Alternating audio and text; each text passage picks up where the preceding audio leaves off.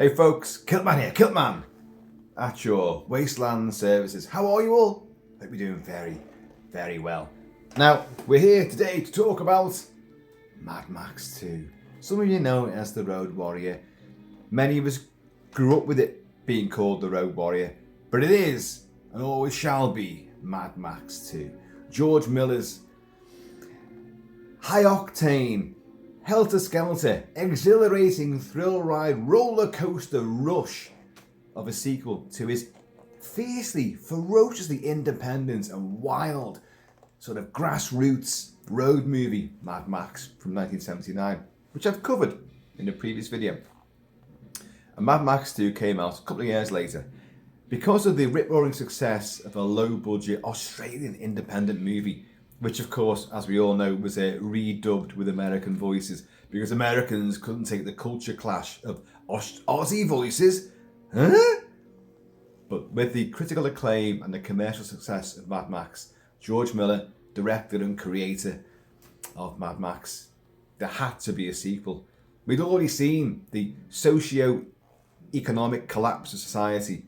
In the first movie, as I've said a few times now, it is not a nuclear war, it's not atomic monsters, it's not like a nuclear or a missile strike or an asteroid destroying the planet. It's a social collapse, a slow erosion of society. In Mad Max 2, it's kind of made quite clearly apparent that yes, something else. The stuff in the first movie ignited a fire which engulfed the world, as we hear in the excellent, melancholy narration that bookends the movie of Mad Max 2. That yeah, things have escalated, and the world is now just complete disarray. But we're still in Australia, most of which is a blighted wasteland anyway, so it's perfect for this kind of storytelling. Mad Max Rokitansky, our ex-MFP Main Force Patrol rogue cop, driving an interceptor, lost his wife and kid and his dog and his best mate at the murderous, hands of a motorcycle gang in the first movie, and then he went completely ballistic, went mad, and took them all out in a vengeance spree with the black-on-black V8 Interceptor, the last of the V8 Interceptors. So now we leap ahead, and it's kind of an interminable sort of time. You're never going to work out, because the beauty of what George Miller does, and it's now 4 movies of Mad Max, and we've got a 5th one on the way, but you and I both know that it's meant to be about Furiosa, not Max. So anyway, we're going to leave that for a later date. But what Miller does, he reinvents Max throughout the course of all these movies. Yes, he's meant to be the same character, but pretty much like Clint Eastwood in the Dollars movies, he's not the same character. He looks the same, he acts the same way, but he has a different name. At least with Mad Max, he's always Max. But the backstory, what's happened to him, it's kind of lost in the mists of this, dusty, swirly wasteland sand. And it's kind of camouflaged because of that. And I like that. It adds a mythic quality to this character in each successive adventure that he goes on. And I will cover Mad Max Beyond Thunderdome as well, and then Fury Road further down the line, of course. But Mad Max 2 remains a zeitgeist of action, exhilaration, and pure cinematic invention and stunt work, and it cemented the iconic stature of Mel Gibson, the meteoric rise of Mel Gibson, and the catastrophic fall that he underwent in the last sort of 10, 12 years or so, and which he's clawing it back, of course. He's making about 10 independent movies a year. No big Hollywood movies, of course, unless you count Expendables 3, but because he's still blacklisted. But we're not going to go into that, the horrific tragedy of what befell Mel Gibson's and his antics. But anyway, Mad Max 2. When this came out, I first saw Mad Max 2 in a double bill with Mad Max 1 and 2. That's how, and that was back in 1982. So the year after it was released worldwide, that's when I first caught it in the UK, and I was massively underage. What the hell did that matter? I was seeing movies throughout the 70s and early 80s, massively underage and free of charge. I spent most of my childhood in the cinema. I've discussed it many times. I saw many films that no child should ever see, well, at that age. But it gave me a great grounding and a basis and understanding of not only genre and actors and directors and styles and what my personal tastes might be, and an acceptance of and tolerance and understanding of violence in movies and very mature themes, but at a young age. But it was such a halcyon time for me to see these movies, and the likes of Escape from New York, we won't say no more about that obviously, and The Thing, and a lot of John Carpenter movies, and the likes of Suspiria and a lot of horror movies. But Mad Max 2 was an absolute, it lifted the lid on the world that I lived in. It burst that bubble for what you could see on screen. This was the first time I'd seen what I saw on comic book panels brought to life on the big screen. And the adrenaline rush that you felt, the heart literally in your mouth, you couldn't breathe, the excitement, the exhilaration, the speed of the vehicles, the action, the carnage, the crashes, and the sheer simplicity of Max. Now, Max, the ex-copper, I'd seen Mad Max, the first one, and then when the double bill hit cinemas in the UK, I obviously sat through Mad Max again, and I watched Mad Max 2. And I thought I was prepared for it. Sweet Jesus. No way was I prepared for it. All the action that you saw in the first movie, which is pretty much the start and the end of Mad Max, as great as those action scenes are, and they are hyperkinetic and wild and violent and exciting, but that's all of Mad Max 2. Miller and Byron Kennedy, the late great Byron Kennedy, who was also his producer and co-writer, I think, as well, sadly died in a helicopter crash just after the completion of Mad Max 2. And they take the very threadbare story of Mad Max, losing family, go out and revenge, that's it, end of, and then end of the world. Right, so we start off in Mad Max 2. Max is now a lone renegade warrior traversing the wasteland with his dog, called Dog, who's one of those, he's a spectacular beast. He's an Aussie Blue, and like Jed, the wolf dog Malamute hybrid in The Thing and White Fang, he's the other great canine actor that we've actually had in cinema. We'll talk more about Blue, and if I forget, do remind me, because I go off on tangents, and I'm painfully aware of the squeaking of the leather, which to you might sound like I'm letting a few little sly ones go. I'm not. It's the squeakage of leather. Get used to that, folks. There'll probably be a lot more of that. And sometimes it might not be the leather. It might be me. Cheers, y'all. I mean, I'm not just here for the gasoline. I'm also here for the alcohol. And the whiskey, which is sitting over there somewhere. That'll make an appearance at some point. But yeah, so we introduced the Max. It's the wasteland. The world has gone to rat shit and ruin. The biker gangs that were taking over society, they've now become tribes. They're not biker gangs anymore. They are vicious marauders. And they are a pageantry, a carnival. If Mad Max, the first movie, is a dirge for an homage, let's pronounce it, the critical way, homage to Death on the Roads, which is what it is. Mad Max 2 is a rock opera built out of the carnage of car wrecks. It's about violence, it's about death on the roads, but it's also a celebration of death on the roads. The death and the carnage you see in this movie, everybody is almost elevated to sainthood because of it. It's an incredible rush that you're watching. All the bad guys, in fact everybody in this movie has a cavalier approach to death. Look, we're all travelling at high speed, falling off the back of a rig, falling under the speeding wheels of another vehicle, getting crushed or blown up or maimed in a car wreck, overturning time and time and time again, and like your broken, twisted, bruised and bloodied body, it's glorified. but in a great way. As I say, pageantry, the Lord Humongous, who rules the wasteland. Oh, sorry, you guys know the movie, so I don't have to give the plot, but I'm going to give a little brief summary. Obviously, Max is traveling the wasteland, going from wreck to wreck, getting gasoline to just keep motivating, just keep driving. But there's everyone else who's in this, who survived the apocalypse, is out to survive, and just, it's kill or be killed.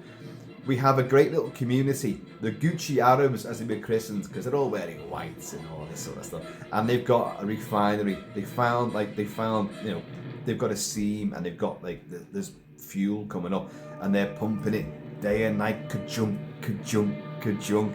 As Bruce Spence, as the gyro captain, tells our Max, refining it they are, not 3 days from here, I'll take you there. I can't get in there myself, but a man of your ingenuity, and that's the idea. But sadly, these good guys, the Gucci Arabs, are assailed, almost like a stricken fort in the old Wild West, stricken by, Comanches, Apaches, the Sioux.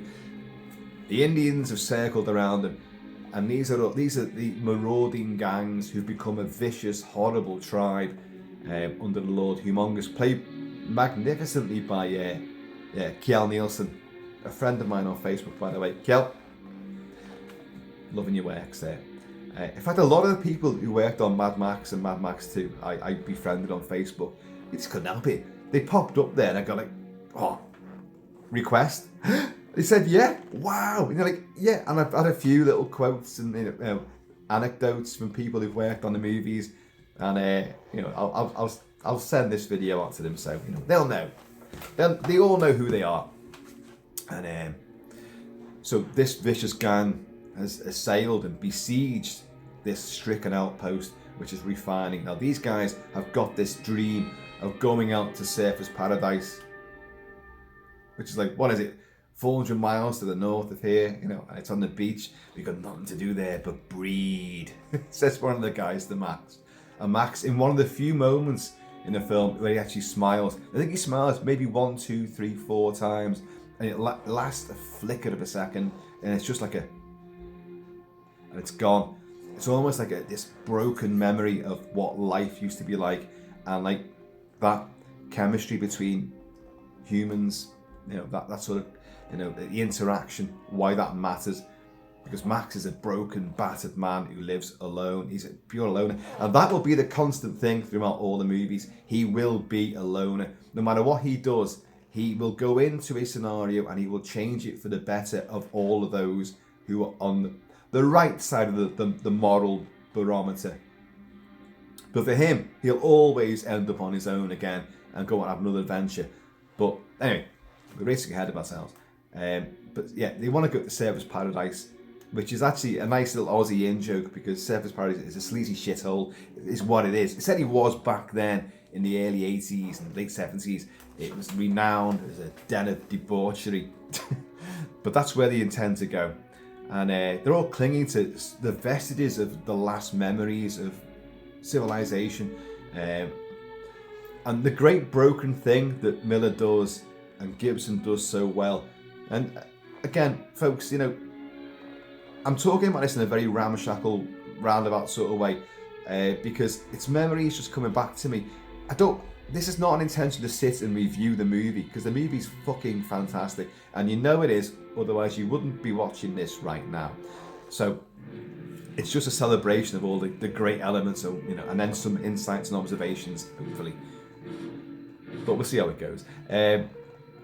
So they're clinging to vestiges of their last memories. Now, our first encounter with Max, after the initial narration, he's ploughing down the road, and he's pursued by some of the guys that we will come to know and love, yet despise throughout the rest of the movie. Wes, the great Vernon Wells as Wes, the warlord, second in command to the Lord Humongous, and he is fan-fucking-tastic. So we get the film, little monologue, and then Judge Miller introduces straight into a road chase. Max in the black on black, Dog, the Aussie Blue, is there, and he's pursued by a couple of June buggies and Wes on his motorbike and all that, with his little bum chum on the back. because of the pageantry and the cavalier attitude to life and death. There's a lot of debauchery, depravity, homosexuality. I'm not lumping that all together as debauchery. I'm not doing that, folks. But Miller was just saying, look, this is what the world is now. People are taking whoever they can and they're doing whatever they can and they're getting away with it. It doesn't really matter. It doesn't matter. And it's brilliant. It's brilliant. So Wes, who's the most vicious twat, of all time, like, is pursuing Max. Max manages to outrun them, and they meet a bit like Mad Max, the original Mad Max. They go over the crest of the hill, and there's a wreck there, and they've got to get through the debris. The dune buggies tumble. Max wins the day, and he's managed to conspire so that when he's driving the V8 Interceptor, and he's running out of fuel as well, because he can't keep going on the high octane, so he's running out of fuel. He switches down, so he starts slowing down. So the biker and another guy come up either side of Max, and Max is like that, right.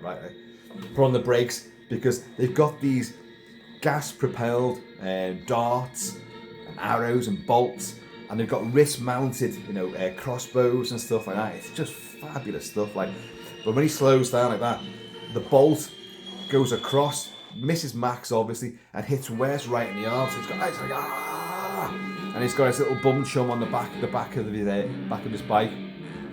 He's bleached platinum blonde, and he slows down. Max takes out the other guy who tumbles, crashes over, and he reaches this overturned juggernaut, a rig that can actually take the massive fuel-filled tanker, which our good guys are refining and filling with the hopes of getting their dream come true and going off 400 miles to the north to the surface paradise. But they've got to get through all these bikers and gangs first. But how are they going to do it? Well, Max is the key. Max is what's going to make it happen. Only one man can make a difference, and that man is Max. So Max is scrabbling around trying to get all the fuel from the wreckage, the upturned wreckage of the dune buggy that's gone up.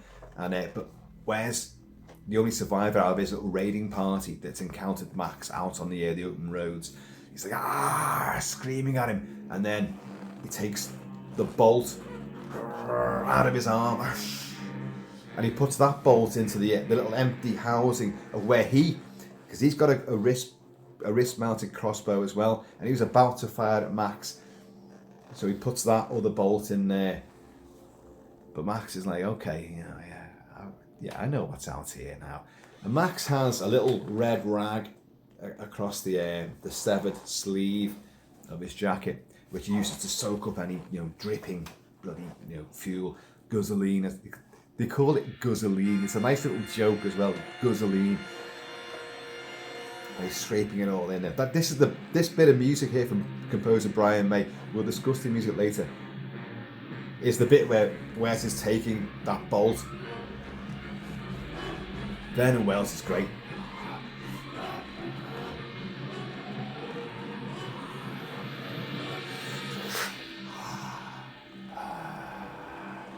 He's in love with pain and death.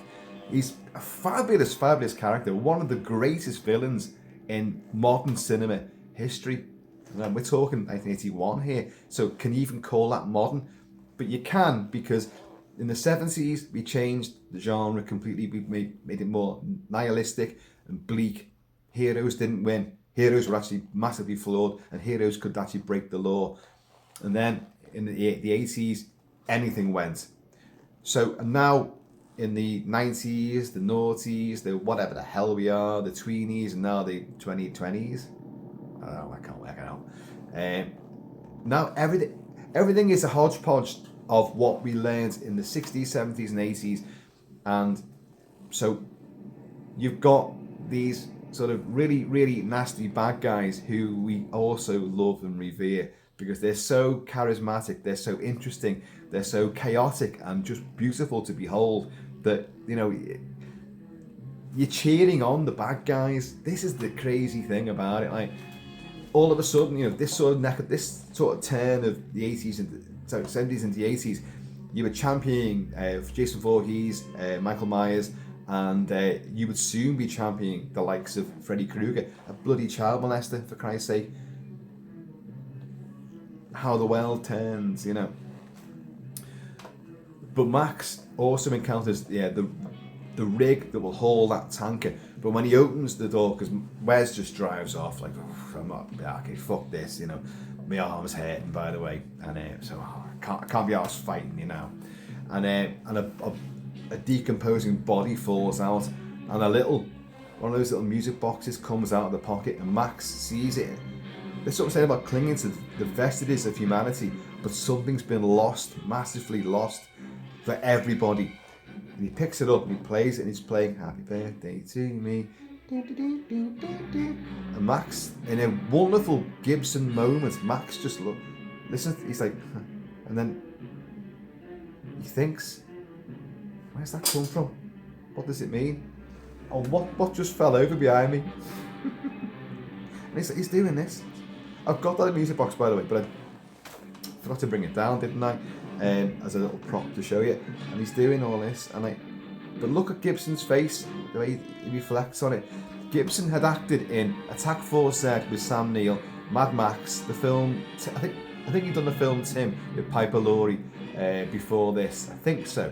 He'd done Summer City, and he'd done the Sullivans, the TV show The Sullivans, which every fucking Aussie actor did at some point. And but already he had such a magnetic quality from Mad Max when he turned up for his audition for George Miller, and he'd been in a pub fight the night before, so he's beaten black and blue, and George Miller's went, you've got it, you look the part, you've got it. If you can act, that's even better, but you look like the guy I need for Mad Max. But Gibson can act, and even with only 14 lines of dialogue in this movie, doesn't need any more. It's just a few Spartan lines, and very cursory and taciturn, most of them are, and a bit sarcastic. But they're just one-liners, you know, that's all it is. But in that moment, that glimmer of like a life that went before, you can see, and this is the nice reinvention. Does anyone really remember what happened before? It's being reborn. Is Max the same guy that we saw in Mad Max, the first one? He's wearing the same battered down MFP police leather uniform. If you look, he's still got the badge, although in this case it's not like a proper badge. It's a little flimsy stick-on badge. This is just a bit of, you know, prop, sort of like, oh, that's just spendthrift on the propage. And like, but that little memory he has, it's so wonderfully evoked in Gibson's face. And then he kind of like, no, I kind of don't want this. But he puts it in his pocket, like, which he'll give to Emil Minty as the feral kid later on, who will love it because it's something totally new to him. Anyway, so Max will then drive off, and he'll encounter the gyrocopter. Bruce Spence, who went on to portray the Jedediah, the pilot in Mad Max Beyond Thunderdome, but we'll talk about that when I discuss Thunderdome. And of course, the mouth of Sauron in, you know, Lord of the Rings, The Return of the King. What, and how great is he in that? And he's wonderful here. You know, he's got his little booby trap, and he's got like there's a vehicle there which is going to draw people in who want to get the guzzolina out of that, like. But he's got snakes as well. The snakes are always there, but Max outwits the snake, catches the snake, like, and Bruce Spence, the giant captain, comes out of the ground with a big crossbow, and he's like, oh, you're quick. Never seen a man beat a snake before, you know. And there's a twitchy little Leith, sort of Ichabod Crane of a character. And Max, you know, you kind of love this guy as well. And if you watch that sequence, because he outwits Max, or so he thinks, and he's like, look, you know, I want this car, I want your vehicle, and like, he puts the turn the ignition off and all that, like, and I want the gas and all this sort of stuff, and he puts the arrow to the back, and from his crossbow to the back of Max's head. You know, a smart man, a quick man, might have a weapon under the panel, and he goes, oh, all right, because there is a knife under there, like, and like, but the vehicle's booby trap, the V8, the black on black, is actually booby-trapped. As Max says, touch those tanks and... yeah, booby-trapped. It is booby-trapped. But inside the car is the dog. The dog is there. The dog gets out, and like all of a sudden, the gyro captain's completely, outgunned, and like and Max has got him. Gets his boot knife out. He's got him. He's scared. The boot knife. Fucking. No! You want gas? There's a refinery. There's a town. There's a little community further up. I'll take you there. They're mining it, refining it. They are day and night. Ka-chunk. So the gyro captain takes him to the location of Broken Hill, which, folks, looks like a miniaturized landscape of Isandlwana. Isandlwana is in South Africa, where, and I've talked about this a lot, where the British were massacred by the Zulus on the slopes of Mount Isandlwana. Now, Broken Hill looks like a miniaturized version of that hill, which is another reason why I love that location as well. And watch out for it as well. It's Australia. You think it's going to be hot. They film this in winter. It's freezing cold. You can tell by the high wispy clouds that you've got there, which are tinged with pink. They're cold. That is a cold atmosphere that they're in. And people are wearing next to nothing, just flimsy bits of armour and leather. And if you're a member of the Gay Boy Berserkers, as the faction of Lord Humongous's tribe is known, and these are also known as the bad cops, because they're wearing ramshackle, cannibalized MFP uniforms.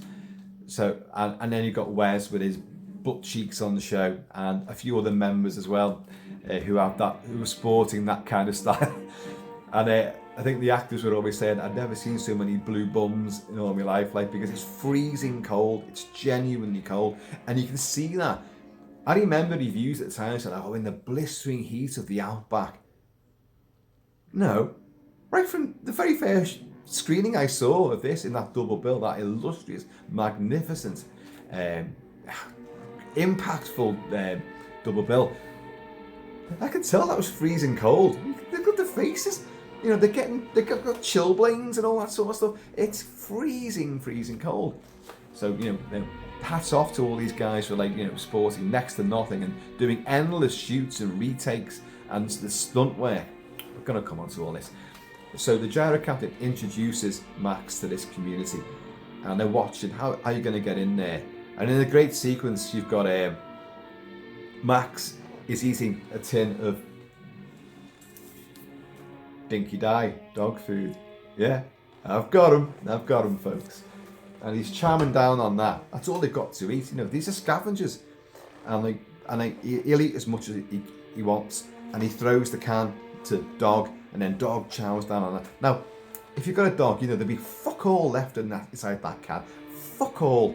Nothing. My dog devours the inside of cans and the inside of crisp wrappers, crisp packets, anything, any wrapping of food, and it'll be clinically clean. There'll be nothing, no crumb, nothing left inside it. But in a great shot after that, we see the gyro captain, who's now his prisoner. The gyro captain has took a little napkin out, and even though he's a gypsy type fucking renegade weirdo of the wasteland, he's got manners and decorum, and gets his little napkin out, and he's got his little spoon attached to his side, and he's waiting for a bit of a scrap, and the dog's going, you're getting nowhere near this. But he does get some, and he seems to get a few morsels as his own little meal, and he dabs his mouth and all that, and it's such a wonderful, touching moment that you're so endeared to this guy, who you will get to love as well as the movie progresses. So they realise, how are you going to get in there? Well, an avenue is presented towards Max, because they've got this big tanker full of gas, but they've got nothing to haul it the 400 miles to Surfer's Paradise. So they send out some emissaries, go in different directions. At dawn, off they go quickly in these buggies, trying to avoid these gangs, the tribe, Lord Humongous's warriors, and they hightail it out of there.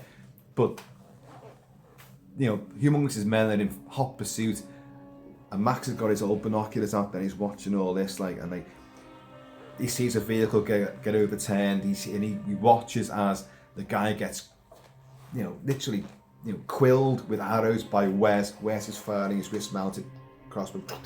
He's taking him and he's pinning him to the upturned wreckage of their own buggy, and the woman he was with gets savagely raped as well. Like, but as Max is watching, like suddenly we see this huge telescope over his head, and Max is like, "Give me that," because that's the gyro captain's got this, and Max watches all this taking place, and then realizes, right, they're there.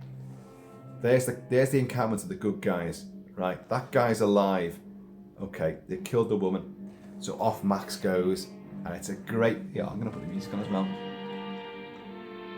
Is it? Yeah.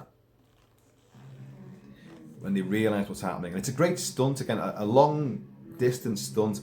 A lot of the stunts in this movie, we're going to cover those, folks. Do not worry. But a lot of the stunts that you kind of just see from miles away, they're actually incredible stunts. But because of the way it's been filmed and the way it's been presented, there's a guy in the opening shot of when Max encounters the compound.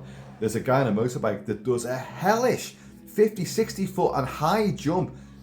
The compound has got a moat of broken cars around it and a little drawbridge sort of thing, and it's guarded by school buses at either end, the little gateways that they've got, and the gangs circle around it and try and find a way in. And one guy does this massive, on a bike, souped up Kawasaki or Yamaha, I'm not too sure, and he hurtles, just as they're watching through binoculars, right over the wall of the encampment.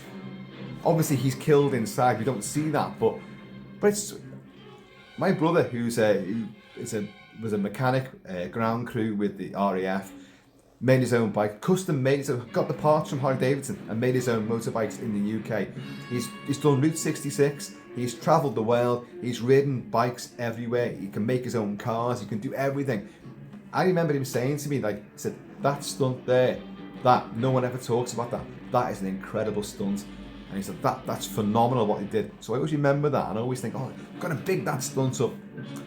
I don't know who did it, but well done.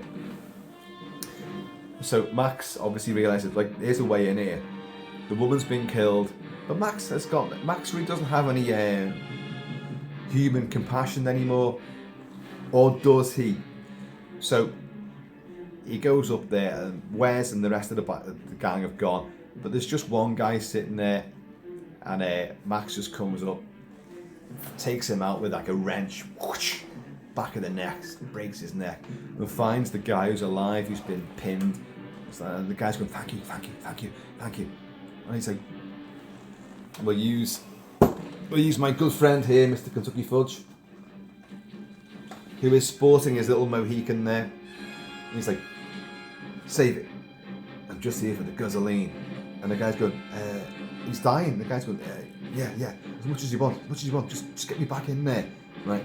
So Max brings him back to the compound. Max doesn't give a shit about this guy's life.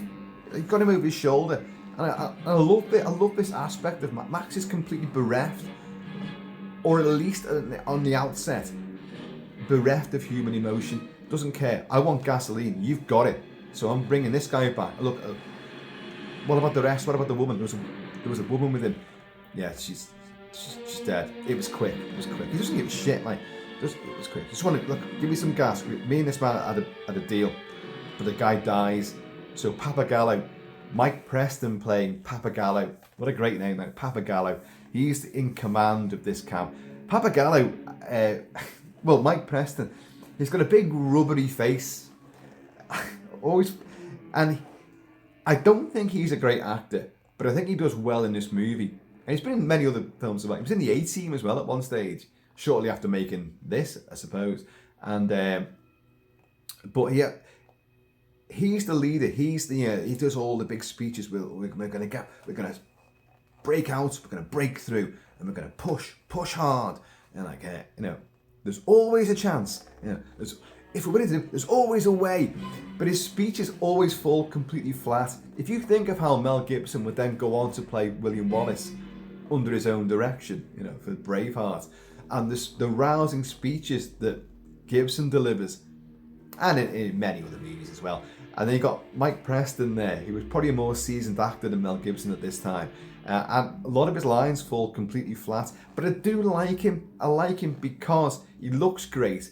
And people who are leaders don't necessarily have to have like a commanding voice. They just have to have the vision and the ability to pull people together and be reliable and trustworthy. And you know, the ability to orate, that's good. But if they haven't got it, they can still instill loyalty and belief in people. And I think that's what Pappagallo has. But he's not the greatest of speakers, because some of his speeches just they just tumble into the dirt. But we will get to know various characters amongst the Gucci Arabs, like Virginia Hayer's warrior woman. You've got some other guys. You've got the crippled mechanic. His legs are set in like some kind of strapped together, and he's hanging on some kind of harness the whole time. Like, and he's great. He works on the rig. So they're gonna kill Max at first, like they don't trust him. Look, he's just, you know, he's no better than them. He's trading in meat because this other guy's died, and that all you wanted was that. You had a bargain. It died with him. Shit. And they're gonna kill Max. But luckily for Max, you know, Lord Humongous and his mob surge forward, and like you've got Humongous is a bodybuilder. He's a bodybuilder wearing little S&M fucking sex gear, and he's got like a steel hockey mask on as well. And Kjell Nielsen is a Swedish bodybuilder anyway, and he's there on his buggy, and he's got a big microphone, and all his cronies are there. He's like, yeah, you know, greetings from the Lord Humongous and all that. Like, I control the wasteland and all this. Like, you sent out, you know, people to try and find a rig big enough to haul that fat tank of gas. What a puny plan.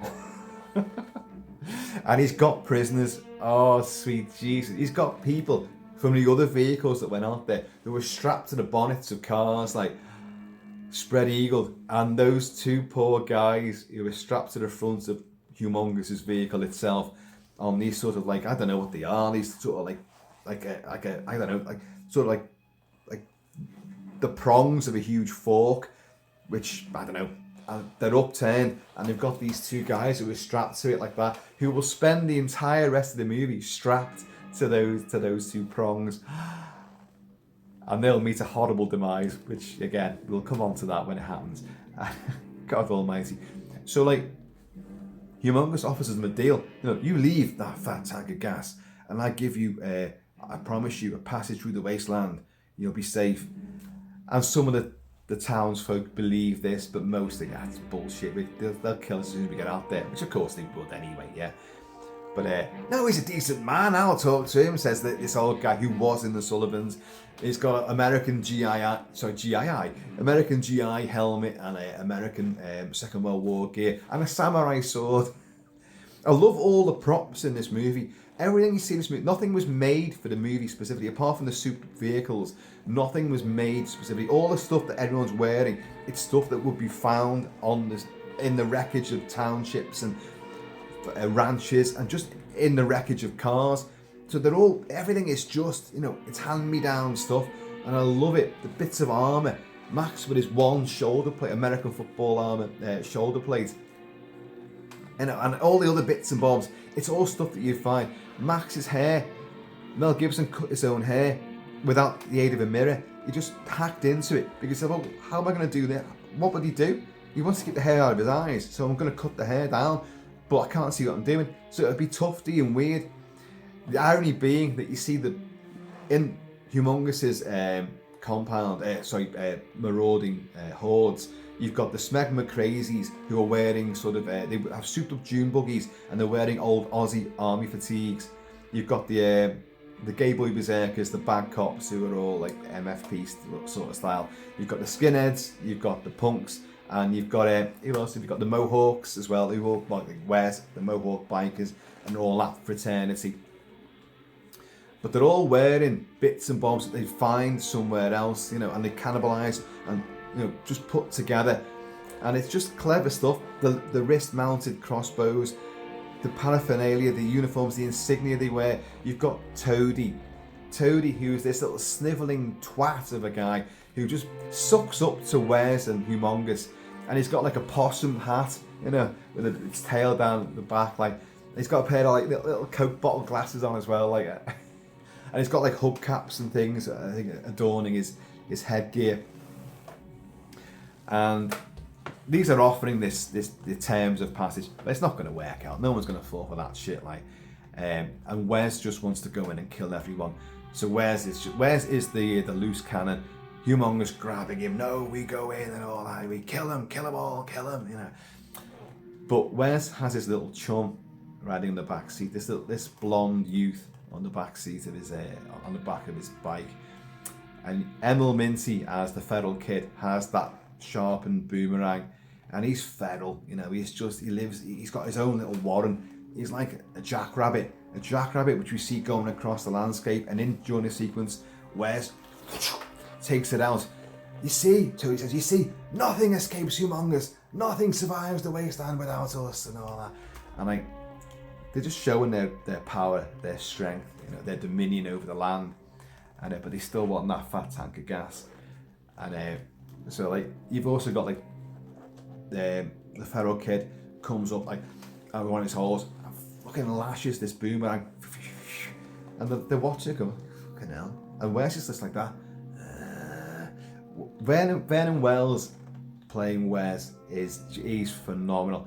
His little goatee and his mohawk and the colours of it and the war paint that he wears, the armour, he looks amazing, and he is very intimidating. He's also very funny. He's also just, what the hell is he? He's so out of this world and unorthodox and avant-garde that he's just a crazy critter of the wasteland.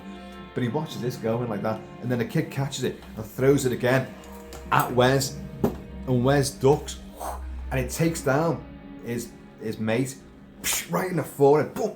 Down he goes.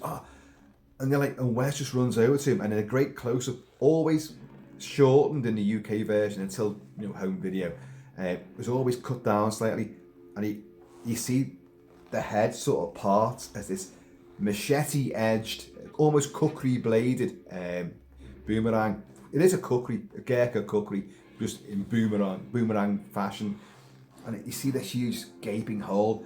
So like Wes is like, he's just killed his lover, and he's like, takes it out and runs and lashes it back at the feral kid, and the feral kid's going to catch it, but it goes above him and circles back, and Wes just watches it go over his head, and Toadie, you know the scene, I mean, you've seen it, and Toadie just goes, I've got it, leaps up to catch it, whoosh, fingers get slashed off, fingers fly everywhere, and everybody is just like in bulk laughing at him. They're punching the hoods of cars.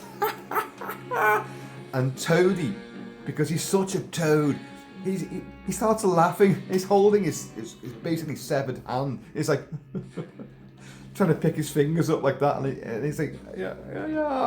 I see the funny side as well. Like, oh my god, these bastards, they just don't give a shit. Obviously, the feral kid gets his boomerang back and all that. Like, and then these guys all retreat, and Max then said, "Look, if you want to get out of here, you talk to me." He's like just sitting there, and he was going to be executed a few minutes before. Like, so he listened to him. He said, "Look, 2 days ago, I saw a rig that would haul that tanker. You want to get out of here? You talk to me." So he wants, give me gas. I've got to get to this thing. I've got to get out there. I've got to drive this thing. And this is the rig that he encountered at the start, with the graffiti written on the side of the tanker itself, and then the door of the cab, the vermin that inherited the earth. And they're great. The way the film will end, you've only got the rig itself, and you just got the word earth written on the door, which will be hauled off at some point. But so he's like, okay, we'll do this. How can we trust you? Well, I've got nothing to lose, nor have you. Let's just give me the chance. So he breaks through under nightfall, and the aid of the feral kid, who will distract Bearclaw. Bearclaw is one of the great villains on the Lord Humongous's team, and he wears tribal stuff, face paint, a big wooden carved mask. He's got a big silvery grey mohawk. He's got a crossbow on his wrist, the de rigueur for some of these guys, but he's got these vicious, predating Freddy Krueger, these vicious claws which go out like that. And in a horrific night of Humongous, like showing off his talents and his powers, some of those captured prisoners, apart from the two on the front of his truck, He's getting them set ablaze on the ridges overlooking the compound so they can all see their friends getting tortured and killed. And Bearclaw rips some woman's heart out as well, like, and she's been crucified, and he's, oh god.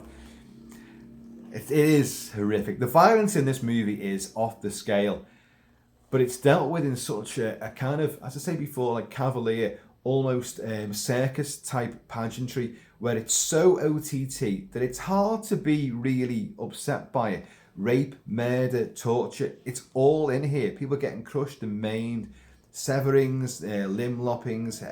There's plenty of stuff in it, and yet you do win to go, oh god, no. But you don't look back on the film and think, oh, video nasty. It is not like that. It's still very grim, you know. But so Max gets out there. Max finally he wants to go back to Gyrocaptor, who he left on the mountaintop before, and but he's gone off walkies. Although he's chained up with he's carrying a log behind him. He's like going across the landscape. But Max and his dog have found him again, and like Gyrocaptor's like, oh no, you got me again.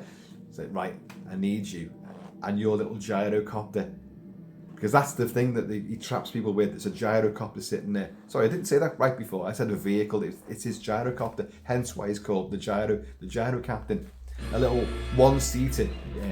Well, it can carry two, but you've kind of got to be sort of like positioned on the landing struts to actually be carried by it. Anyway, apart from the pilot. So they get that and they fly out there, and Max gets this rig started, and like Gyrocaptain's kind of like, well, hang on, what about me? You know, we're partners. We had a deal. It's like, I let you go, didn't I? Max just drives off. Again, Max doesn't give a fuck about anybody else. He'll learn to do so. And that's the beautiful thing about this movie. Like Shane, because this is Shane. This is the Western Shane, just set in the Aussie outback after the apocalypse. And Shane is an iconic story. Shane the idea of a drifting loner that wanders into some town, some family setup, people who are doing the good thing, they can't trust him. He's got a terrible, haunted, tragic backstory. He might not be all good, but he will learn to love these people. He'll find redemption with them, but he'll have to revert to his old ways to save them from somebody else. That goes back to Roman times, Greek times. It's in all the Odysseys. It's all that kind of Kurosawa, samurai stories, old Chinese fables. It's always there, and then it translated into the American West, the Wild West. This gunslinger who'll come into town and save the day, but he's still, he's an anti-hero. That's where the whole thing comes in. Shane. Now that's exactly what Mad Max is. Mad Max will, after the first movie, in all the subsequent adventures, he will wander into a scenario where people are being beleaguered and downtrodden, and he will inevitably, against his better judgment, end up helping them, but he'll still end up twisted, broken and battered and on his own at the end of it again. And I love that. I love that characterization. George Miller has took the iconic character of Odysseys of yore and brought it into the future, the post-apocalyptic landscape, and made it still relevant even to us now, of one man, one person making a difference. But then that difference may alter them a little bit, but ultimately they're still going to go off on their own path, because that's the path that they cannot help but follow. I love it. So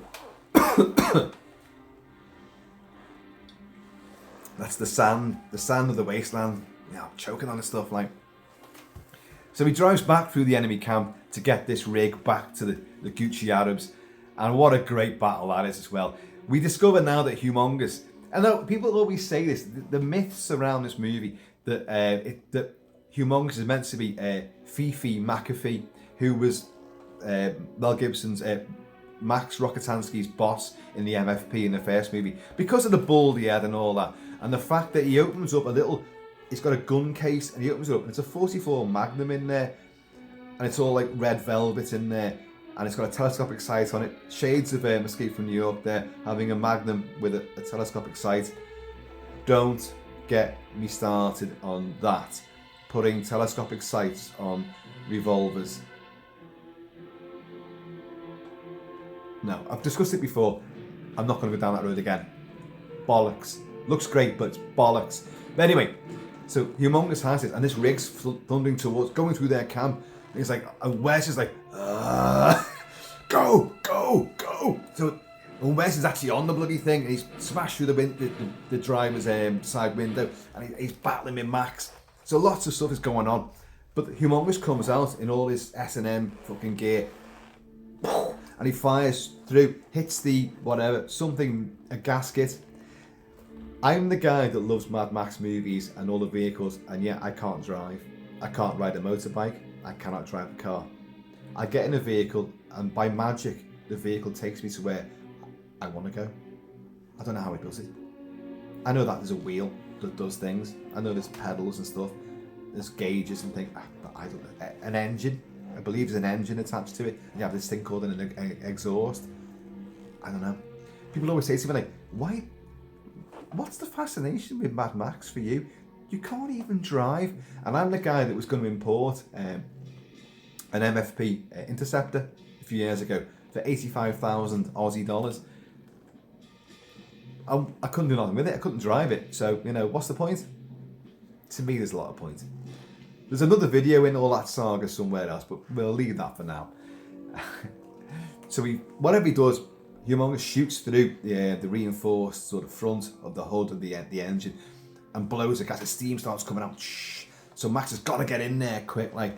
And but inside that gun case, you have, people always cite this picture as well. There's a picture of what is clearly a guy from the Second World War or even the First World War with his wife. He's stood in his uniform. Well, that's not Humongous. It's not Humongous's dad. It's from like the First World War. It's from many, many decades before. So he's just found a fucking thing. There's nothing mega about that. He's like everything else. They found these things and they've used them. So anyway, so he puts the shotgun through there, and there's guys with these souped up Chevrolets and vehicles and pickup trucks and flatbeds, and they've got these gas propelled, you know, multiple fucking arrow firing devices on the back of them. But the gyro captain hasn't left Max behind. They've took out the tyres on some sides, and he's driving like that, and he's trying to get back to the compound, but he's besieged by all of these guys who are clambering all over it. And this guy who's took out one of the tyres, he comes around, he's going to fire into the cab, but the gyro captain comes flying overhead, and he's got one of his snakes, and he, in a great jubilant moment, drops the snake on this guy. He goes, and turns the gun round and fires all these darts through his own driver. Another great stunt, another great unspoken stunt. The car flies into a huge pit full of wreckage. It's going at about 100 miles an hour, and it flies over this ridge. And this guy, clearly a dummy in the back of it, but the guy who was firing the gas-propelled dart gun, his head just goes fuck off into the back of the cab, and it's like you go, ooh. Max gets in there. Marauders try and storm in as well before they can shut the school bus, which is the gate. Before they can drive it back, these guys get in. A couple of buggies get in, and you've got this guy. I love this guy to death. This is a guy. He's got a big souped-up hot rod, which is painted pink. It's got all fucking, I don't know, these big chrome things on the side of it. And there's that fucking boomerang. Oh, I had to make sure that it wasn't embedded in Kentucky's head. And he's all in pink. He's got a big beard, which is pink as well. He's got a chrome helmet, but he's just pink. If you look at that guy, he's a dead ringer for Ronnie Barker. Ronnie Barker from the two Ronnies. Look, most of you know who I'm talking about, but some of you were going like, hey, who's that? Like, great 60s and 70s and into the 80s British BBC TV duo. Comedic geniuses, but Ronnie Barker was the big driving force, and they often would be in disguise wearing beards and curly hair and stuff like that. And my God, that guy, the pink, he's actually a gay boy berserker. He's one of the MFP dressed cops, although he's bedecked in pink, but he's one of them. That is Ronnie Barker, I swear to God. It's brilliant. And Pappagallo's got the flamethrower. There's a sort of compound mounted flamethrower. Spins it round and flambés this guy, who reverses over the little drawbridge, bursts into flames. Fucking amazing. Pappagallo gets a crossbow bolt in his leg. Down he goes. Max takes out a couple of guys who got into the compound. One guy gets his throat slit by the warrior woman, Virginia Hay. But you've got Wes. Wes has got in there too, because Wes was on the side of the fucking rig that Max drove in there. And Wes does all these amazing acrobatics, leaping from fucking, building structure to building structure, hitting like fucking, they've got these huge 40-foot arc lights, and he's swinging on these. He sees one of his guys get killed, and this little whimsy fella who's took him out suddenly turns around and sees Wes, and Wes just goes, runs at this guy, and does a huge fucking, circus acrobat, fucking spiraling overhead leap over this guy's head, who's trying to put another bolt in it, and then grabs him and goes, fuck off, and then throws his body over like that. In a later scene when Max is broken up and crumpled, Max wakes up all bruised, battered, almost lost an eye. He's all over the show, and he looks across, he'll see the body of that guy that got headbutted, and in a lovely little moment, you can see there's a huge dent in the guy's head, this FOD, where Wes has gone like, fuck off, like that, and sunk it in there, and his head's just depressed completely. Looks brilliant. And then Wes gets away, but the gyro captain lands, and the feral kid flings the boomerang at Wes. Wes deflects it with his wrist-mounted crossbow. Max is now manning the flamethrower, and he's burning marauders who are outside. But Wes recognises him, because at the start of the movie, that's when they met. And he says, You can run, but you can't hide. Fucking amazing. It's amazing. It's just so exhilarating. You're loving Max has done this, but you're loving Wes, because Wes is just a great antagonist. These two, this duel that they've got going is just sensational. Folks, I am really taking a long time with this. I know I am, I do apologise, but you knew I was going to go in depth on this. It's one of my favourite movies of all time, and it'll never diminish.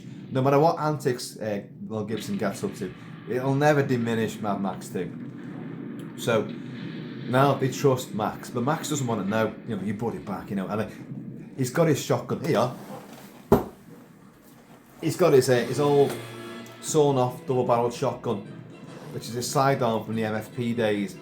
Now, we've already had a few running gags about this, because cartridges are in very, short supply, and he's threatened the gyro captain a couple of times, but he discovers that, when they get to the gyrocopter to go and get to the rig, Max is going like that, he's got crumbling sort of ammunition. The cartridge is just useless, and the gyrocopter's going he finds a new one, puts it in there, because the snakes have killed someone, and he finds, there's a cartridge, puts it in, and so Captain's going all this time, it was a dud. That's low, that is. And Max is going, shut up. And he's putting the gun to the guy's face, and Bruce Spence just goes how do we know that one's not a dud? He goes, find out. Now, if you watch that scene, Gibson tries to put the shotgun back in its thigh holster. He misses every time. He can't get it in. So and the gyro captain's talking to him so he's going, shut up. Oh, can't get it in. Shut up. Does it again as they're walking towards the copter. It should be an outtake, because he cannot get the fucking gun in the holster. But anyway, so Max is now look, Big Rebecca, who's one of the denizens of the Gucci Arabs. She's look, I've been saving these for a special occasion. She's got a little handkerchief full of cartridges. So Max is fucking, that's great. But also, because you're driving the rig you're going to drive the rig when we go off to Surface Paradise. And Max is no. The deal was, I got you the rig, you give me all the fuel I need for the Interceptor, and I'm out of here. So he has a big discussion with Pappagallo. Pappagallo's what is it, Max? What burns you out? We've all lost someone we love. Oh, is that it? You lost someone you cared about. The only sort of throwaway recognition of Max's prior life. Max belts him for it as well, knocks him over because Max is clearly hurt by it. But the feral kid has a huge attachment and bond to Max, because Max is a roguish renegade new warrior on their side, and the feral kid is an outsider as well. He's part of them, but he kind of lives in his own little warren of networks and sort of underground caves. They love him obviously, but he's also a kind of strange hybrid creature, this feral kid. But he loves Max, and he wants. It's simple. I'll go with. Like, doesn't speak. The feral kid doesn't speak apart from his opening and bookending monologues. We'll come on to that. Max is like, no, get out of here, and he opens the door to the car, and he's got like a little sort of there's a little seat on the inside of the passenger door, almost like a gun cockpit sort of thing. And I put my gun down there in case it goes off, and the kid's sitting there, and he's already given the kid the little happy birthday to me, happy birthday to me. Little music box. He's already given that, and the kid loved it. He was like, when he first gives him, he's like, because the kid's kind of like, this is new. Wow, how'd that work? And the kid's there, and like he wants to stay with Max, and Max is like, no, go, get out of here, no, go. And the kid's got always his belongings in a little bag, and Max just throws him out, and throws his stuff after him. Go on, get out of here. Max and the dog, off they go. The people are kind of like. And you've got other guys who are saying to Pappagallo, what, you're letting him go? Well, at least can't we keep his wheels? And Pappagallo brilliantly just says, like, look, he's a man of his word. He delivered what he said he was going to do. Gotta let him go. It's what he wants. So pre-dawn, Max goes out quietly. They pull the school bus. Max drives out in the V8 Interceptor, straight through the heart of the camp. And sadly, I mentioned this in the review of Mad Max, that George Miller sadly reverted to some sped up shots, which he didn't need to do, and I still don't know why he did it in Mad Max 1, and I don't know at all why he did it in Mad Max 2. And in this sequence, when Max drives through pre-dawn, got a bit of the dusk, sort of the dusk, the dawn light creeping across the landscape of Broken Hill, and he roars through, and like you've got Wes sitting there with war paint on, meditating, and his eyes just open, and he hears the engine, go, go, and suddenly Max's car roars through and sped up footage, and they all get into these vehicles and speed off as well, and it just looks like the Keystone fucking Cops. It does look terrible. But Wes has a trick up his sleeve. They've got nitrous oxide. He's already learned that Max's car, with the V8 engine and all that, he can fucking rocket boost that vehicle. Well, they've got nitrous oxide in like 3 gas canisters. They spin that, and they catch up with Max, and again it's sped up. And you're like, oh no, why do this? But it's beautifully shot though. Dean Semler's fantastic photography. You've got this dawn light creeping across this open road.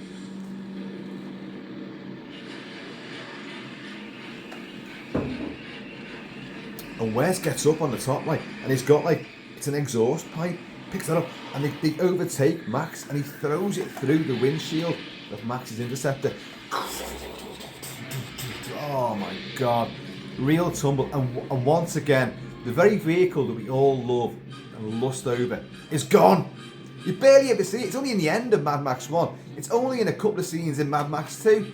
It's only in the opening fucking few seconds of Mad Max Fury Road.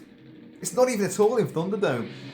And then it gets cannibalised and, completely sabotaged and rebuilt and something completely different for the end of Fury Road. Like, that's the vehicle we all know and love, that Miller plays games. He said, like, I know that's what you want to see, but I'm not going to give you that. I'm going to tell you a story, a visual story. I'm not going to give you what you think you want. I'm going to give you something else. You've got to admire it, because what he does deliver is always something spectacular. So Max crashes, and Toady, with his fingers all severed and all that, like, they stumble down there to the upturned wreck. It's gone down the side of a ravine, and Max and the dog crawl out. The Aussie Blue, our little guy here, crawls out with him, and he's a fantastic creature. And one of the gay boy berserkers comes up, sees the dog, and the dog's like, "Arr!" And he fucking skewers the dog. Luckily you don't see, but you do hear the dog yelp. And Max is behind the rock, and he's got his gun. His eyes fucking done in. Gibson always looked a bit like Clint Eastwood. Clint, very similarly in many similar movies. Again, like Shane, the one guy comes in, changes things, blah blah blah. The Dollars movies. Clint's iconic characters always get beaten to a pulp and end up looking like a bag of shite. Gibson's great characters always get beaten to a pulp and end up looking like a bag of shite. And Max is there behind this rock, and he's trying to get the gun, and he's just done in. And the guy's coming up like that, and he's going to put another bolt in. And the toadie's got down there, Wes is on the top, and he's going like, "The tanks are full of gas, oh mighty Wes, and it's all yours." But the car's booby-trapped. As he takes he tries to get the cap off the fuel tank, he ignites the booby trap. Hang on, and let's get onto this, because it is here somewhere. Yeah. Brian May's score. The dog gets killed. He's gonna take out Max, and you've got Wes saying, "Don't waste him. If he's alive, I want him." This is the booby trap. And the toadie's going like, as he sees the explosives, all like that.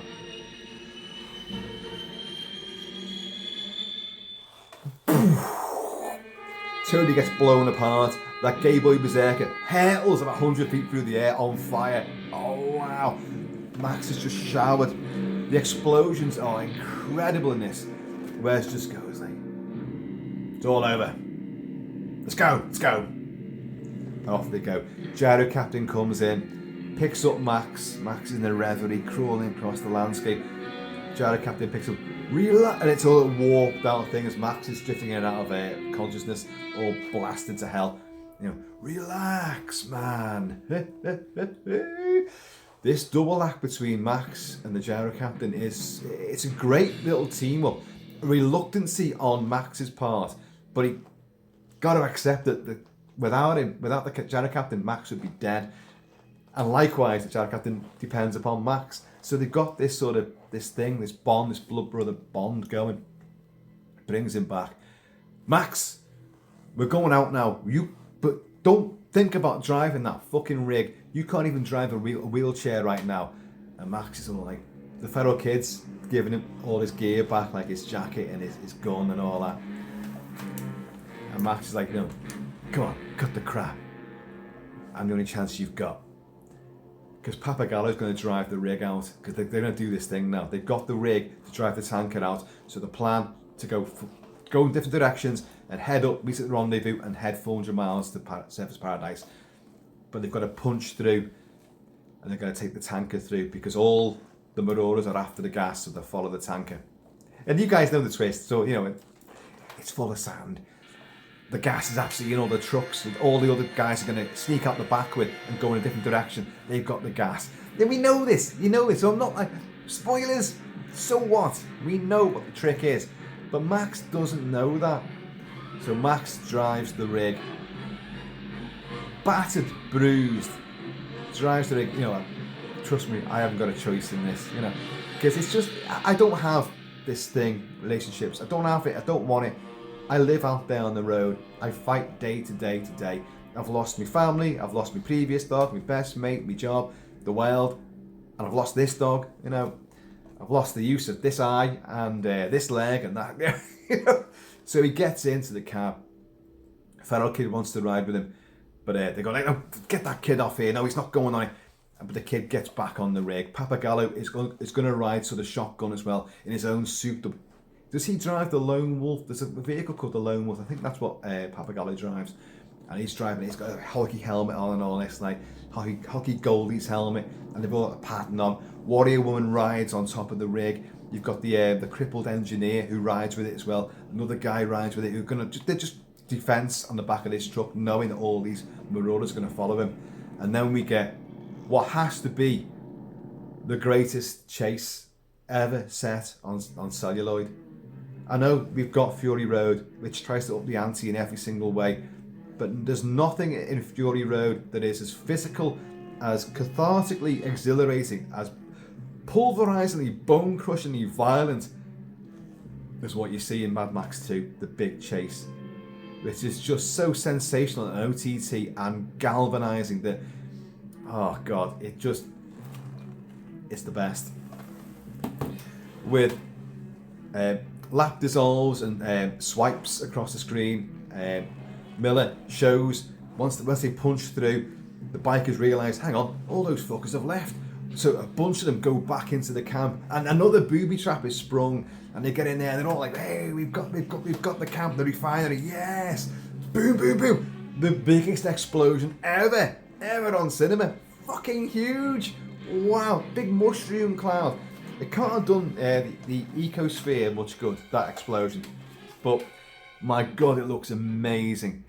And all the other heroes, the good guys, have gone out in another direction, and they look back and they see, in a lovely bit of pathos and some jubilance as well, that everyone was fighting for that bit of land because of what it could deliver. But you know, it's now gone. We've destroyed the whole thing. And some will look back and like, oh, that was our home. But some are going like, wow, look at the explosion. Look, like we're going somewhere better. We're going somewhere new. And it's a weird, lovely moment. And then there's a side swipe like that. A helicopter zooming shot of the truck in the distance, the rig holding the tanker, Max at the wheel, fellow kids hidden on the back of it. You've got other warriors on it, and you've got Humongous and his warriors in helter-skelter pell-mell pursuit.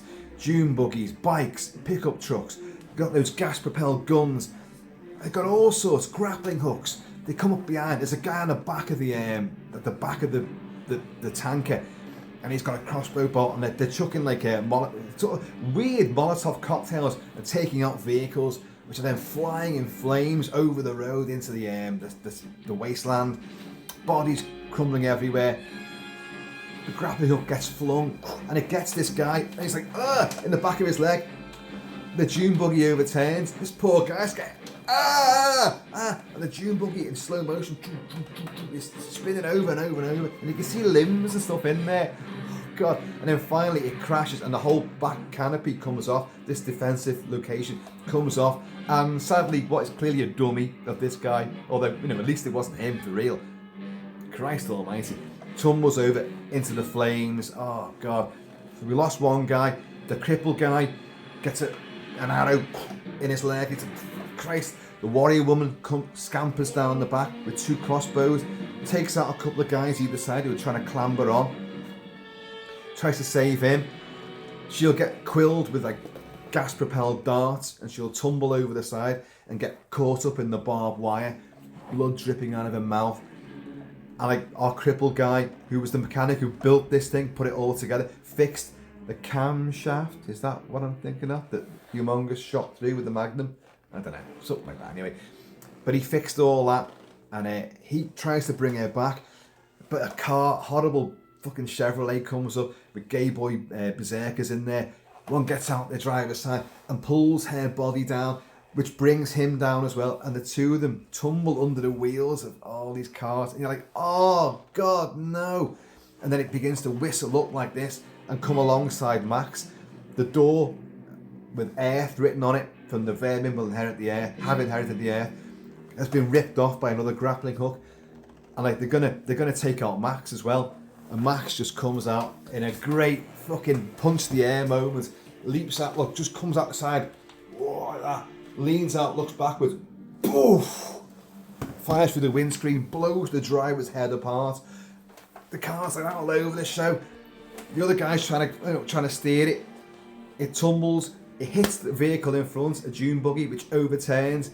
And in that great shot of the nose ring biker, sweet Jesus Christ, he slams into this and he catapults over it. He goes 100 foot. Whoa, whoa, whoa, whoa. For real. For real. No CGI. That guy fucking did that stuff. And you hear this great scream. It's, oh, as he goes. If you watch the making of, you see he lands in a huge pile of cardboard boxes. But wow. But look, as well as seeing that guy, you're already blown away by that stunt. But in the next shot, you see another biker's gone over as well, and he's as the camera pans along at the deck level of the highway, this guy's going, and he's spinning along the deck. It's just amazing stuff. You've already seen as well, because Wes is a renegade, so you've already had him like sort of, Humongous has crushed his ribs a little bit to try and calm him down in an earlier scene. Calm down, you puppy, and all that. Like, just take him, look after him, and then for the big final, Wes has been chained up on the front of Humongous's vehicle. He's got a chain on his neck and he's held by his manacles. And he's chained, his hands are chained, and when they pull up there, he's like, you can see he's like that. He's got his war paint on, but like, fucking let me go. And then when the big chase is on, like, they let him go.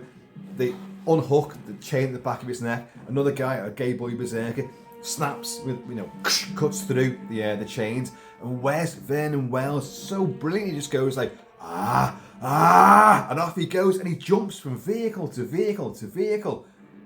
And you're like, wow, Jesus Christ, come on, go, go, go. And this is what's so great about this movie, is that you can see people are literally going from vehicle to vehicle at high speed. And the more you watch it, you kind of get used to it. And then watch it a couple of years afterwards, watch it again fresh, and you're like, sweet Jesus, they were doing this. You would not get anyone, not even Tom Cruise is going to do that. Tom Cruise is not going to do that in a movie now. Just won't happen. Sorry, you're getting all these leathery farts, aren't you? They must have spent ages on the sound edit of this movie trying to remove all the leathery squelches and squeaks and all that, because it must have been full of it. But these people leaping from vehicle to vehicle, it's just mind-blowing. And then you get the big assault, the actual attack on the tanker. And you've got there's a guy called Luke. My son's called Luke, and he does find this amusing. And he's got a blue mohawk. When Max drives the rig back through the enemy camp to first deliver it to the good guys, he rips the tent off Luke, who's shagging this, because there are women. There's women here as well, like, and he's got some woman, and she's amazingly beautiful. And if you do happen to find yourself in that frame of mind, you can sort of have a slow that scene down and freeze frame, and there's a fair bit of stuff on the show. But that's Luke. Luke's giving it loads there.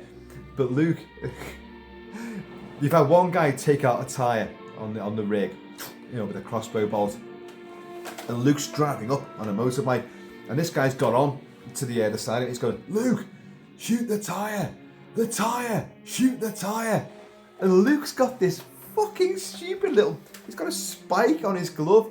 So he's riding along, and he just leans in like that to try and stop the tyre. Whoa! He gets dragged under the wheels, and it looks great. Now, clearly it's a dummy, but you see his leg and his body riding this thing, and it gets sucked under the wheels and crushed. And like, oh my God. So at least Luke got some sex in the movie, and then he gets fucking crushed. But there you go. That's the yin and yang of life in the wasteland. So begins this almost finale chapter, the penultimate chapter of the movie, when they're all getting on, and the build-up, Miller's direction, the editing, the photography, the action, the stunts, Brian May's fantastic music is just out of this world. It Mickey Mouse is the stuff. I'm even going to put it on. You've got sound effects here. I will give you that. It only adds to it, doesn't it? Why am I drinking lager when there's whiskey in the house?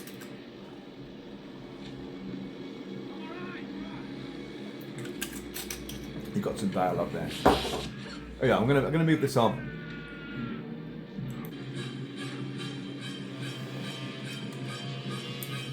Brian May's punching. Din, din, din, din.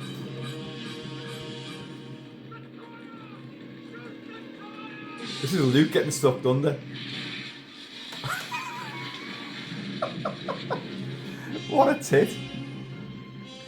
Gyro Captain comes back in here.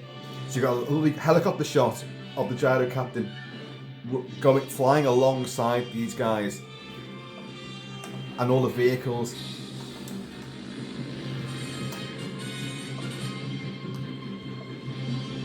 guys who've got bare claws gone on top there. And then on the top, there's only Max now and the feral kid who are defending that. Papagallo's still driving on the other side, like, but...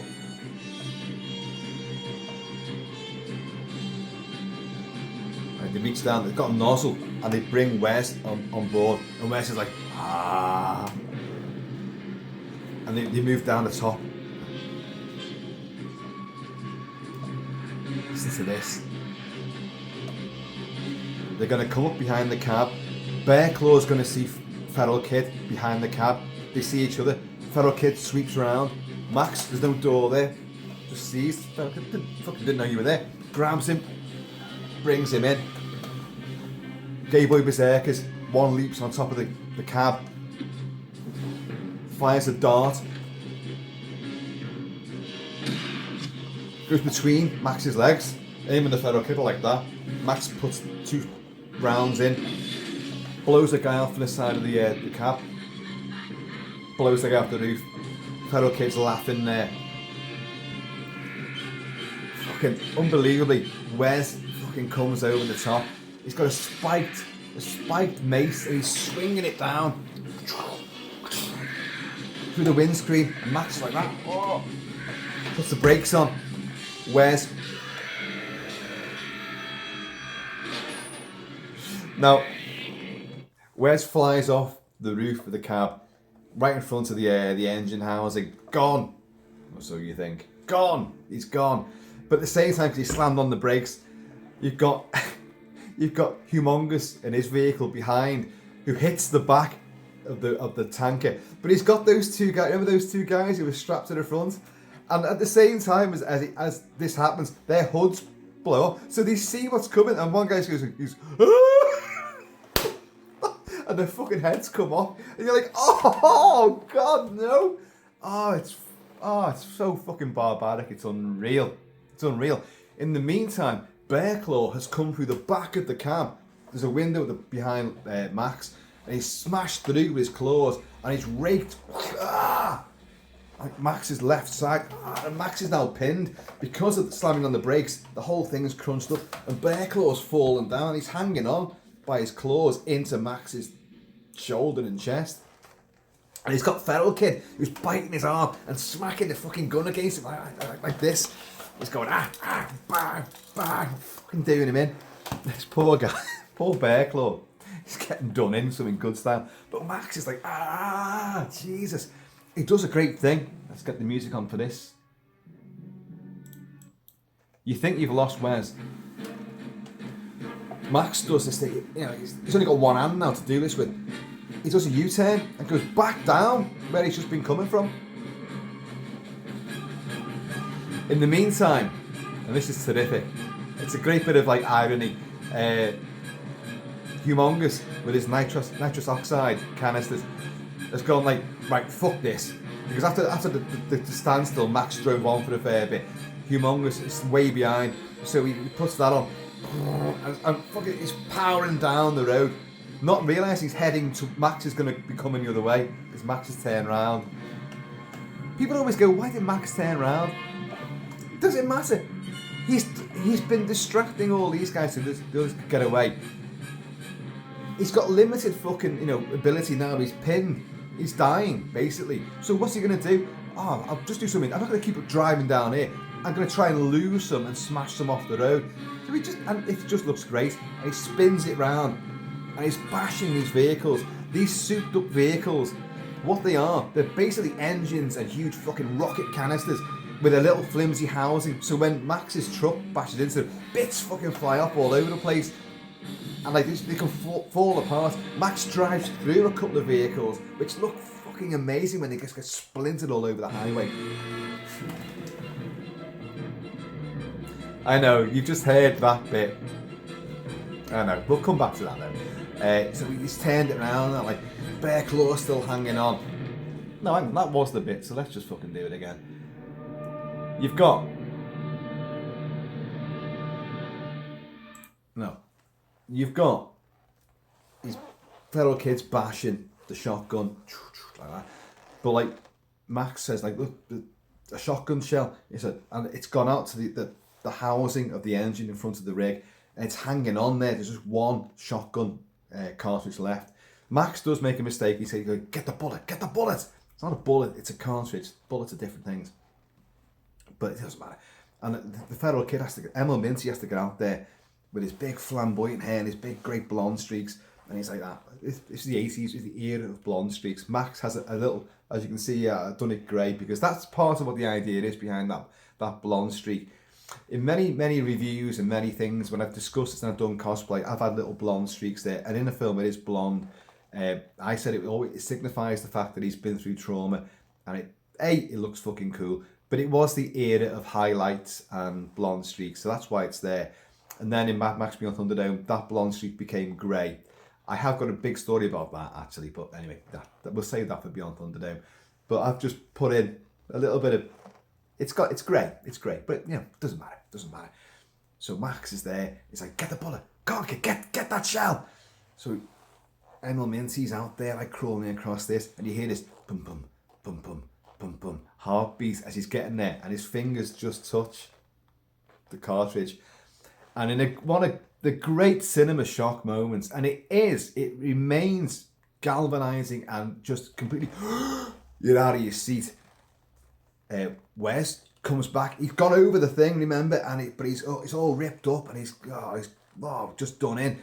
And he grabs the kid, and Max with his eye done in, he's like, because in the background you can see Humongous with his nitrous oxide is hurtling at high speed towards him. It's going to be a huge collision. So let's play that bit of music now.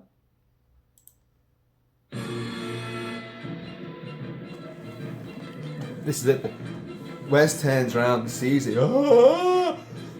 Move!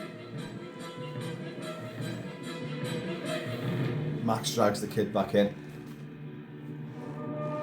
Wes and Humongous are just mincemeat. The rig goes over the side of the road, tumbles down, slow motion, great shot, tumbling through dusty red sand, goes everywhere. Max is done in, the kid's done in, Bear Claws obviously savage behind all that. And if you look at that sequence when it crashes in slow motion and all the debris hurtles across the screen, look for the huge chunk of meat, because that's meant to be Wes. What's left of Wes is rocketing past the screen, and it's just like bloody ribs and just a chunk of offal. Max undoes, because Max has got the ER.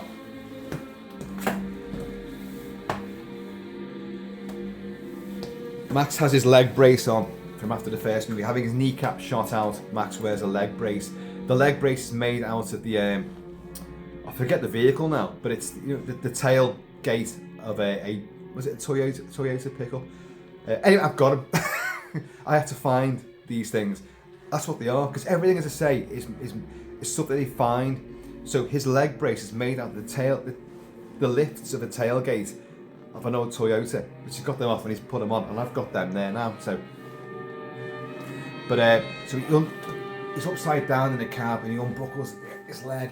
He's done in again, and he carries the kid, and they go outside to the upturned tanker, and there's like a tube, and it's just spewing out sand, and Max is just like, and the sand falls through his fingers, and it's just like, did all this for sand? But of course they did. And it's great that Max didn't think of that, but it's also Max would clearly now thinking, of course. Why would they let me drive out with all the gasoline?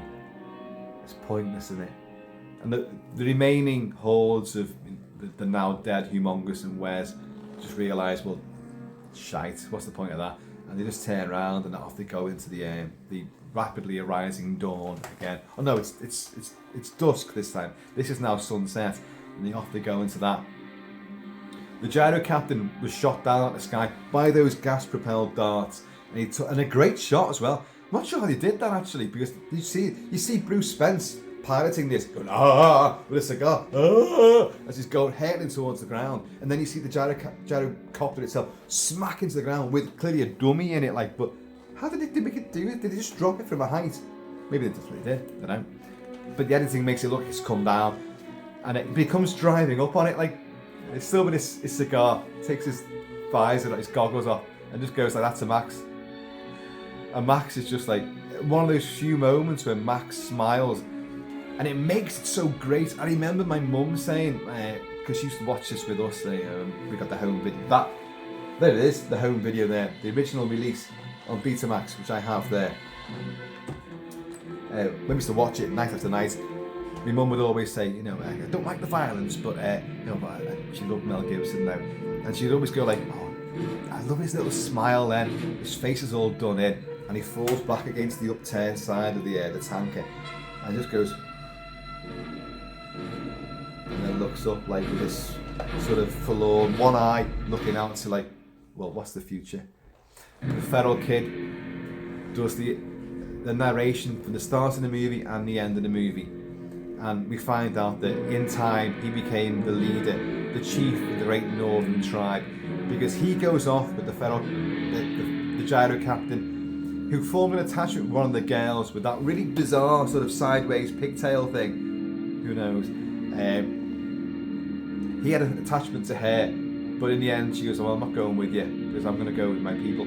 But clearly he goes back with feral kid back to the compound, he fight at the rendezvous, finds them, and they journey off, and we get told the gas, the juice, the precious juice was hidden in the vehicles,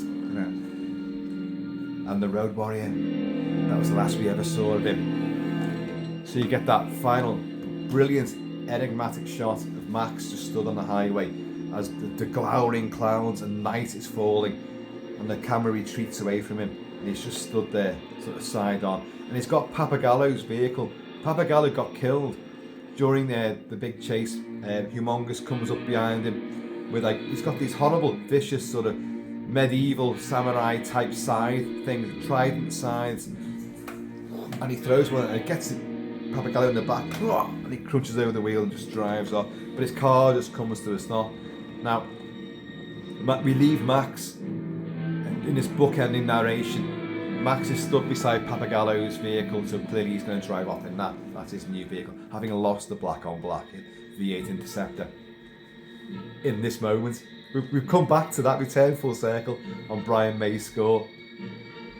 Toadie.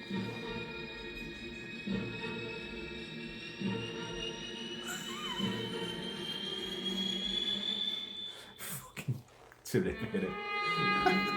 Such great characters, they're just wonderful, and great set pieces, great action, great colour, great music, great everything. Everything about Mad Max 2 is thunderously brilliant. It's a blistering tour de force.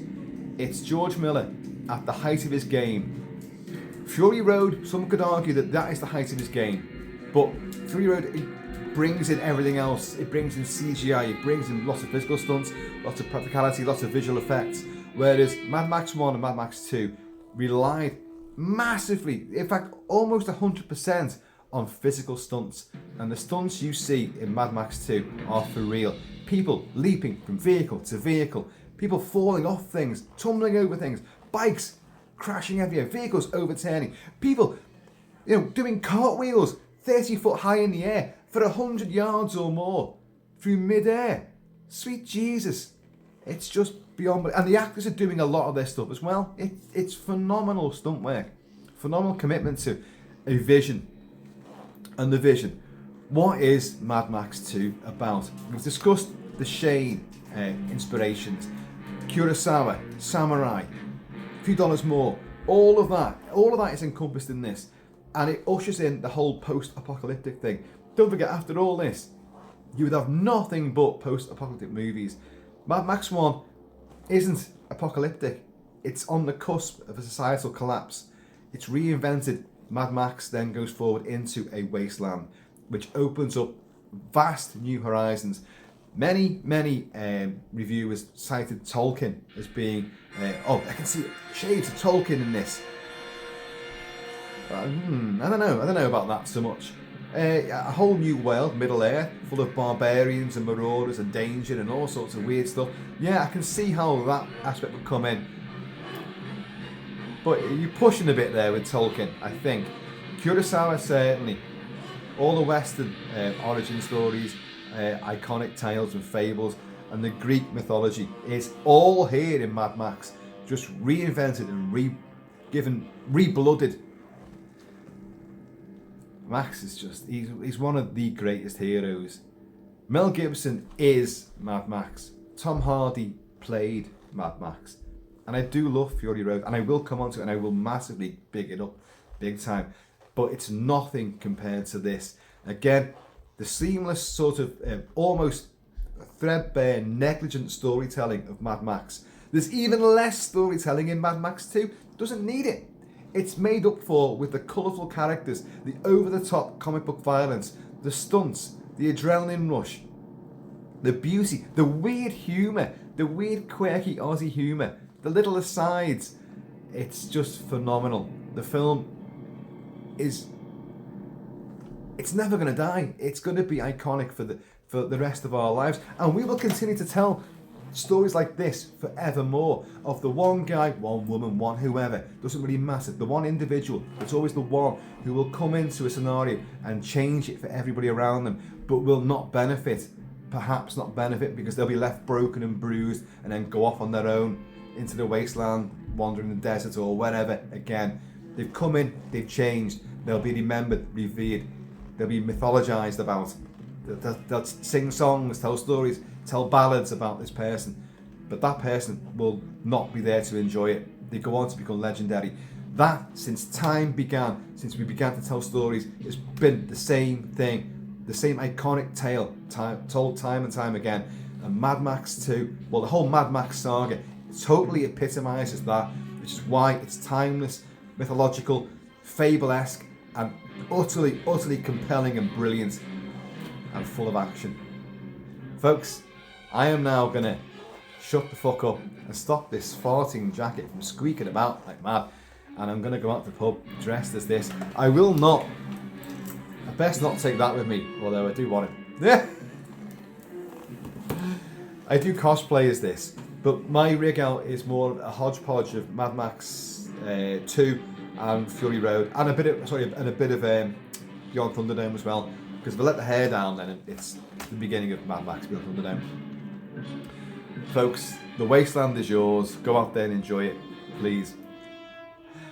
I hope you enjoyed this, because I did. And I'm sure I've left out bits I really wanted to talk about as well. There's many, many more elements to this movie which I really perhaps should have given some time to. But anyway, I can always revisit, can't I? So, folks,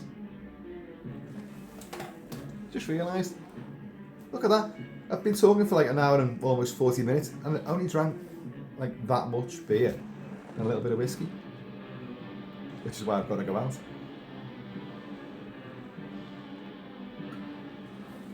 But Brian May's score, sorry, there is something I have to talk about. Brian May's score. I discussed his score for Mad Max, the first one, and how great and gothic and exciting and weird and suspenseful it is. This is a much shorter score. But what he's done this time around, I know I've said about Brian May being a Mickey Mouser.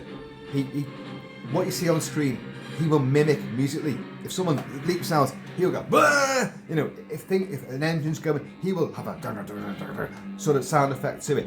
Things are happening, guns going off, he will counterpoint it with a musical blast, a flourish. But his score for this is just, honest to God, it is such a thrill ride. And he does mimic the engines, he mimics impacts all the time, and it does Mickey Mouse it, but that doesn't, there's no detriment, it only enhances it. And that build up, that penultimate, the battle of the tanker, when Wes gets aboard, you've had Luke getting dragged under the wheels, and Wes gets aboard, Bear Claw comes through, you've got the guy on the roof with the dart between Max's legs, Max, boom to the guy side of the cab, takes him off, then takes him off, and the feral kid's going, and all that, loving it. And even Max grins and, got you there. The way that Brian May builds up that musical piece there is just incredible. So I've crashed a couple of times here, mate, so it's all the dust in my throat. God, give us a chance.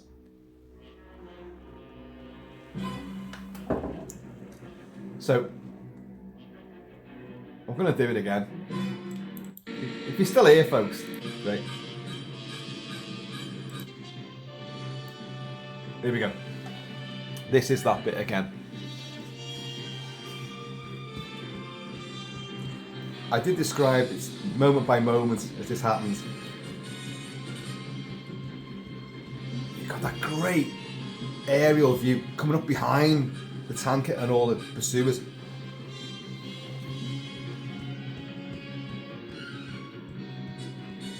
Where's he's going to get lifted onto the tanker now? Vernon Wells went on to Commando. He wasn't meant to be playing Bennett. He wasn't the guy for it. And he looks camp and stupid in that. He would reprise the role of Wes in John Hughes' Weird Science with Michael Berryman from The Hills of Eyes. But it's great that he's wearing the same gear and he comes up on a motorbike in it as well. That is wonderful, that.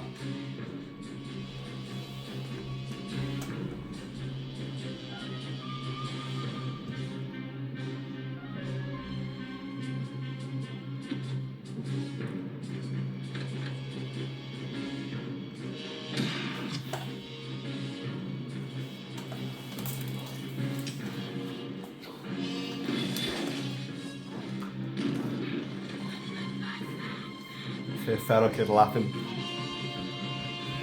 Wes leaping over now with his bum on show. Oh, Mace as well, like, oh god.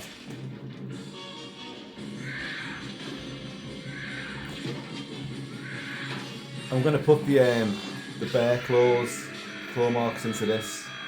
I was gonna do it on another. In fact, I got another jacket which I did do it on, but I haven't got this on it. So this jacket, I think I'm going to do, because he spends most of the movie, but there's no claws in it, but I think I'm going to put him in just to finish it off. I'm going to rip through it, and I'm going to put blood on it as well, like so.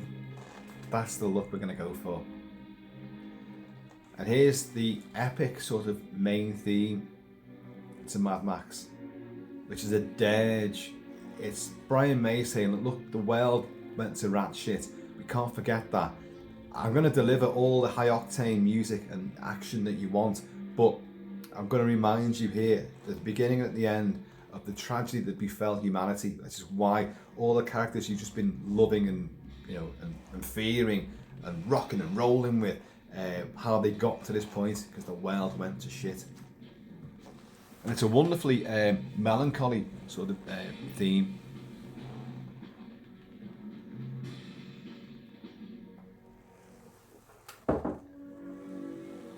Most of all, I remember Max, the warrior Max. Hey folks, there you go. Look, this is going to take absolutely hours to upload. I know it will. So, I hope it actually goes on without getting banned because of playing the music. Another one of those things that you have to, it's the Russian roulette of doing these videos. Folks, that was Mad Max 2. A film I love beyond belief, beyond Thunderdome. And it takes a lot to talk about a film like this because I abstained from reviewing this on the channel. I've written about it extensively many times before, but to talk about it, I kind of thought I can never do it justice, and I probably haven't now. I know I haven't. I haven't given the critical sort of real observations and insight that I know I could deliver. I've just got wrapped up in the passion for it and the fun of it. But in a way, isn't that better? Isn't that better? We all know and love this movie, so I just wanted you sit along and we're going through it, helter skelter. We're rolling with it. We're taking the crunches and the impacts. At the end of this video, you're all going to be limping as well, folks. Keep it kilted, keep it Celtic. And I'm going to see you all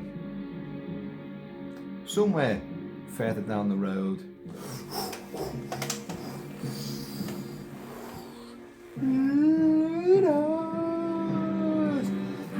Axle grease. Oh God. It's everywhere, doesn't it? Like sand.